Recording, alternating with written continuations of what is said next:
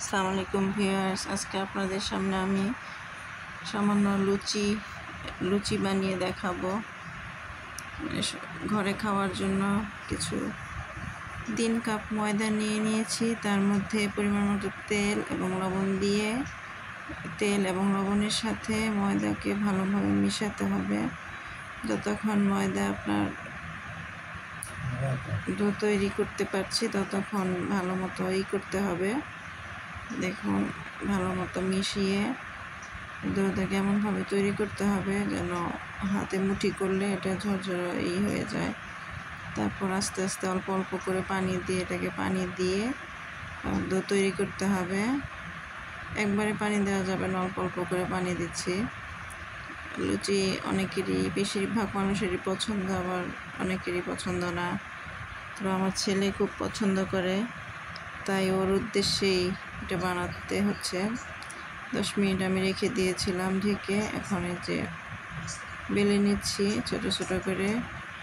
আমি আসলে একটু বড় সাইজে বেলে নিচ্ছি, কারণ এত ছোট ছোট করে বেলতে অনেক সময় লাগবে, তাই যতটুকু সম্ভব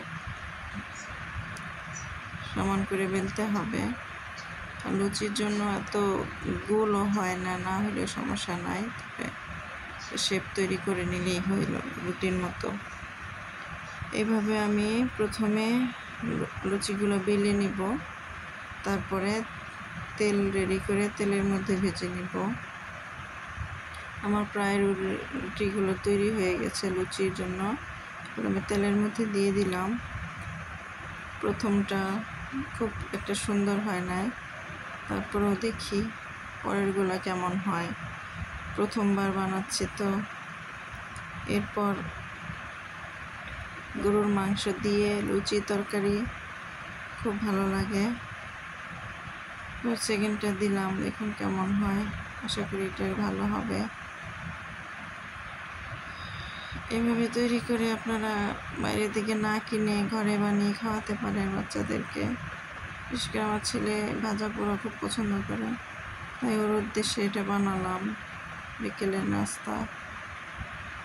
দেখুন, সবাই আমাদের সাথে থাকবেন। ভালো লাগলে শেয়ার করবেন, কমেন্ট করবেন। কোনো কিছুর কমতি থাকলে কমেন্টে জানিয়ে দেবেন। গরুর মাংস দিয়ে লুচি খেতে ভারী মজা। ছেলেও খাচ্ছে, মেয়েকে দিয়েছি, মেয়ে হাতে নিয়ে বসে আছে।